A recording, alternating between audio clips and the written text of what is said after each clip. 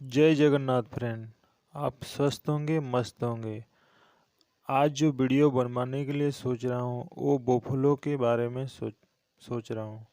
बोफलो जो खेती और पहाड़ों में जो घास वगैरह खाते हैं उसके बारे में देखेंगे आज। वीडियो को अच्छा लगेगा तो शेयर, कमेंट, सब्सक्राइब कर देना। चलो वीडियो को देखते हैं।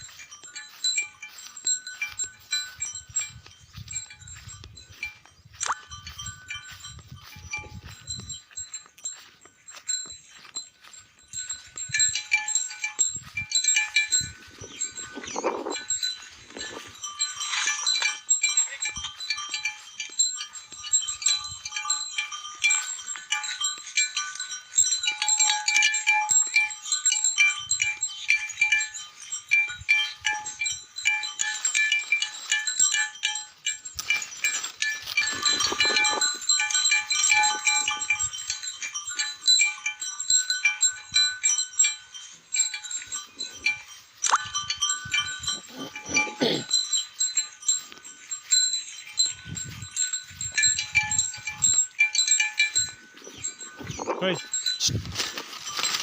हाँ?